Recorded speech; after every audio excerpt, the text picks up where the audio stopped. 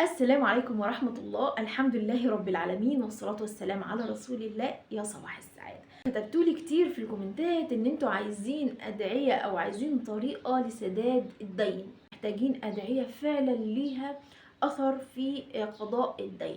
باذن الله انا جايه لكم بادعية من صحيح السنة، ادعية ناس جربتها وبعتت لي قصصهم عنها.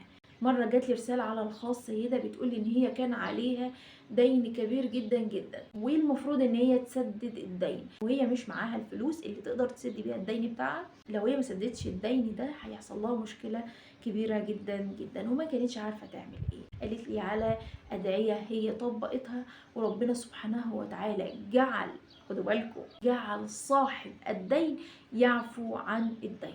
امر يعني له العجب، والحقيقي ان انا مصدقاها جدا جدا، لاني اثق في كلام رسولنا الكريم صلى الله عليه وعلى اله وصحبه اجمعين. لما بيدينا دعاء او بيدينا حديث او بيدينا وصفه نبويه يبقى اكيد فيها الخير لينا، بس احنا اللي بنكسل ناخدها، احنا اللي بنتعلق بالاسباب وبنترك رب الاسباب. اوعى تبص على الاسباب، اوعى تبص هتحل ازاي، اوعى تبص هتيجي ازاي، اوعى تبص هي الدين ده هيوضى ازاي، اوعى تبص الرزق ده هيجي ازاي، وهكذا. خلينا مبدئيا نتكلم على نقطة مهمة جدا جدا. الذنوب والمعاصي، سواء ذنوب الجهر او ذنوب العلن وذنوب الخلوات، هي سبب كبير جدا جدا في الشر وفي العقوبات وفي المصائب وما شابه. مفيش بلاء بينزل الا بذنب، ومفيش عقوبة بترفع الا بتوبة صادقة. فخلينا الاول نناقش الاسباب. اي مشكلة في الدنيا لازم لما نيجي نحلها نناقش اسبابها، عشان لما نناقش اسبابها ما تتكررش تاني،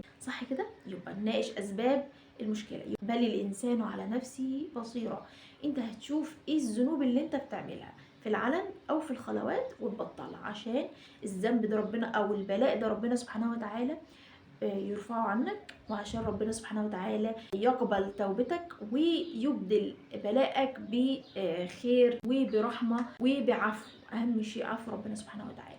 طيب، عرفنا السبب، نيجي بقى للحل. مش هنقف كتير عند السبب ونقعد نعيط، لا، احنا عندنا رب كريم، ربنا سبحانه وتعالى بيقبل التوبة وبيغفر لعباده إذا تابوا. ربنا سبحانه وتعالى بيحب العبد الأواب اللي هو كثير الرجوع ليه سبحانه وتعالى، بيحب العبد اللي بيرجع له كتير وبيستغفره وبيذنب وبيرجع، بس مش عن عمد، بيبقى عن غلبة الهوى.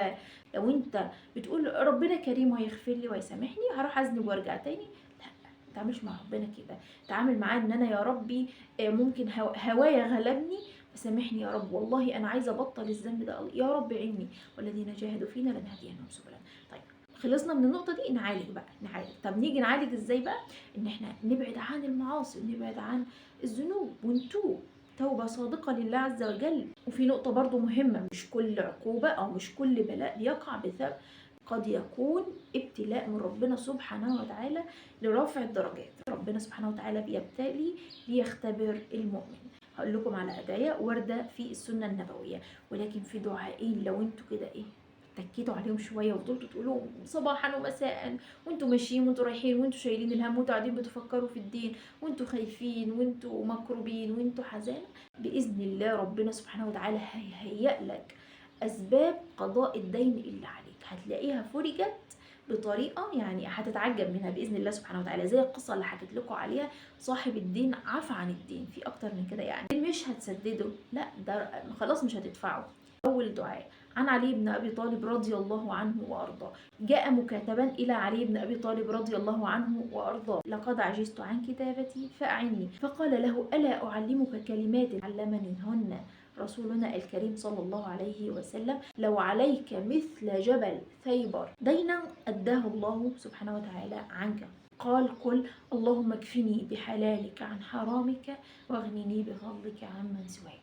قولوا الدعاء ده كل وقت تتاح ليكم الفرصة، قولوه، كتروا منه جدا جدا. الكون كونه والملك ملكه، يتصرف فيه كيفما يشاء سبحانه وتعالى. نيجي عند الدعاء التاني: لسانك لا يفتر عن قوله، لسانك لا ينقطع عن قوله ليلا نهارا. لحد ما ربنا سبحانه وتعالى يهيئ لك الأسباب لسداد الدين. عن أنس بن مالك رضي الله عنه وأرضاه قال صلى الله عليه وسلم لمعاذ: يا معاذ، ألا أعلمك كلمات تقولها لو كان عليك مثل جبل دينا لقضاه الله عنك أو لأداه الله سبحانه وتعالى عنك؟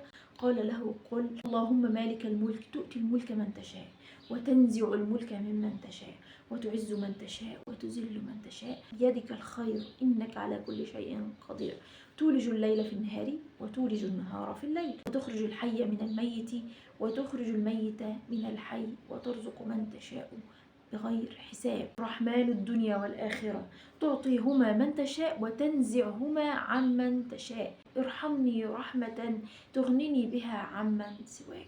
قول الدعاء ده وكتر منه، سحر في الاستجابة بإذن الله سبحانه وتعالى. في دعاء كمان جميل جدا النبي صلى الله عليه وسلم علمه لأحد الصحابة، عن أبي داود رضي الله عنه عن أبي سعيد الخدري رضي الله عنه وأرضاه أن النبي صلى الله عليه وسلم دخل المسجد فوجد رجلا من الأنصار يقال له أبو إمامة. قال له صلى الله عليه وسلم: ما لي أراك يا أبو إمامة في المسجد في غير وقت الصلاة؟ قال: هموم لزمتني وديون يا رسول الله. قال له صلى الله عليه وسلم: أعلمك كلمات إذا قلتهن قضى الله دينك وأذهب عنك همك. قال له: بلى يا رسول الله. قال له: قل اللهم إني أعوذ بك من الهم والحزن وأعوذ بك من العجز والكسل وأعوذ بك من الجبن والبخل وأعوذ بك من غلبة الدين وقهر الرجال. فأبو إمامة قال الكلمات دي وربنا سبحانه وتعالى قضى عنه دينه وأذهب عنه همه. نيجي لنقطة أخيرة مهمة جدا جدا. لو في شخص عليه دين وهو ناوي ان هو يسد الدين اللي عليه ولكن تعثر او تعذر ووافته المنية، هنا في نقطة مهمة جدا، ان ربنا سبحانه وتعالى لو هو الانسان ده سعى انه يسد الدين واخذ بكل الاسباب ووافته المنية قبل سداد الدين قضاه الله سبحانه وتعالى عنه، ولكن نيته انه ياخد المال وما يردهوش ومش هيسعى ان هو يرده فهو عليه اثم عظيم. الرسول صلى الله عليه وسلم قال: من اخذ اموال الناس يريد اداءها ادى الله عنه ومن اخذها يريد اتلافها اتلفه الله. ناخد بالاسباب.